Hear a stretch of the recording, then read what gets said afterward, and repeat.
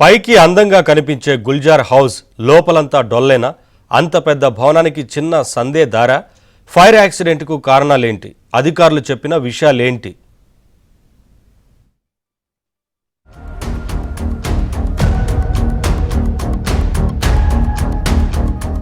చార్మినార్ సమీపంలోని గుల్జార్ హౌస్ భవనంలో జరిగిన ప్రమాదం తీవ్ర విషాదాన్ని నింపింది. ఇప్పటి వరకు 17 మంది మృతి చెందినట్లు అధికారులు ప్రకటించారు. అయితే అగ్ని ప్రమాదంలో మృతుల సంఖ్య భారీగా పెరగడానికి గల కారణాలపై అధికారులు ఆరా తీస్తున్నారు.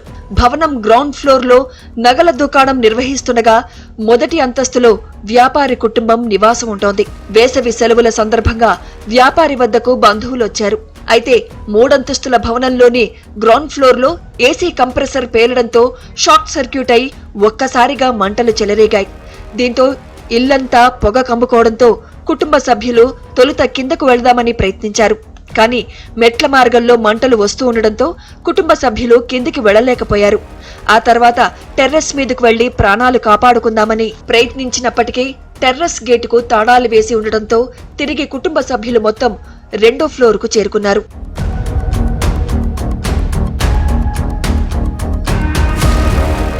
ఒక్కసారిగా వచ్చిన మంటలు పొగలను చూసిన స్థానికులు ఫైర్ డిపార్ట్మెంట్ కు సమాచారం ఇచ్చారు.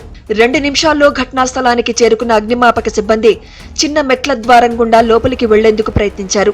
కానీ టనల్ లాంటి మెట్లు ఉండడంతో ఫైర్ సిబ్బంది ఇబ్బంది పడ్డారు. వెంటనే మెట్ల వద్ద మంటలను అదుపు చేసిన అగ్నిమాపక సిబ్బంది లోపలికి వెళ్లి అపస్మారక స్థితిలోకి వెళ్లిన 17 మందిని రెస్క్యూ చేసి హుటాహుటిన ఆసుపత్రికి తరలించారు. అయితే మృతుల సంఖ్య భారీగా పెరగడంతో బిల్డింగ్ లో ఫైర్ ఎగ్జిట్ లేకపోవడం వల్లే ప్రమాద తీవ్రత పెరిగిందని అభిప్రాయానికి వచ్చారు. అంతేకాకుండా విద్యుత్ షార్ట్ సర్క్యూట్ కారణంగా ఇంట్లో చెక్కతో చేసిన ప్యానెళ్లకు మంటలు అంటుకోవడంతో పొగ దట్టంగా అలుముకున్నట్లు అధికారులు చెబుతున్నారు. టోటల్ బిల్డింగ్ లో 21 మంది ఉన్నారు. దాంట్లో 17 మందిని అపస్మారక స్థితిలో ఫైర్ సిబ్బంది బయటికి తీసుకురావడం జరిగింది. వాళ్ళందరినీ కూడా హాస్పిటల్ పంపించినారు, కానీ ఎవరు సర్వైవ్ కాలేదని చెప్తున్నారు. 4గురిని మాత్రం ప్రాణాలతో బయటికి తీసుకురావడం జరిగింది. ఉదయం 6 గంటల సమయంలో ప్రమాదం జరిగిందని అగ్నిమాపక శాఖ డీజీ నాగిరెడ్డి తెలిపారు. ప్రమాదం జరిగిన వెంటనే ఫైర్ సిబ్బంది అప్రమత్తమయ్యారన్నారు. 11 అగ్నిమాపక శాఖ వాహనాలు, ఒక ఫైర్ ఫైటింగ్ రోబోట్, 17 మంది అగ్నిమాపక అధికారులు, 70 మంది సిబ్బంది ఆపరేషన్లో పాల్గొన్నారన్నారు. మంటలను ఆర్పడానికి 2 గంటల పాటు ఫైర్ ఫైటర్స్ శ్రమించారన్నారు. Advanced fire robot, Bronto, sky lift hydraulic ప్లాట్ఫామ్లను ఆపరేషన్లో ఉపయోగించారు. ప్రమాదానికి షార్ట్ సర్క్యూట్ కారణమయ్యుండొచ్చని అనుమానం వ్యక్తం చేస్తున్నారు. ఫైర్ డిపార్ట్మెంట్కి వచ్చిన కాల్ 6:16 6:16 వచ్చింది. 6:17కి మొగల్పుర ఫైర్ ఇంజన్ స్టార్ట్ అవడం జరిగింది. దాంతోపాటే వరుసగా ఈ సిచ్యువేషన్ బట్టి టోటల్ 11 ఫైర్ ఇంజన్స్ని కాల్ చేయాలి. మెయిన్స్లో షార్ట్ సర్క్యూట్ తోటి స్టార్ట్ అయింది. కంప్రెసర్ తర్వాత పేలి ఉంటుంది. అగ్ని ప్రమాద ఘటనా స్థలిని కేంద్ర మంత్రి కిషన్ రెడ్డి పరిశీలించారు. ప్రమాదానికి షార్ట్ సర్క్యూట్ కారణమని, ప్రమాదం చిన్నదే అయినా ప్రాణ నష్టం ఎక్కువగా ఉందని చెప్పారు. సహాయక చర్యల్లో ఫైర్ సిబ్బంది ఆలస్యం చేశారని బాధితులు ఆరోపిస్తున్నారని అన్నారు. ఇలాంటి ప్రమాదాలు పునరావృతం కాకుండా చర్యలు చేపట్టాలని డిమాండ్ చేశారు. ఫైర్ సిబ్బందికి సరైన పరికరాలు ప్రభుత్వం అందించాలని కేంద్ర మంత్రి కిషన్ రెడ్డి కోరారు.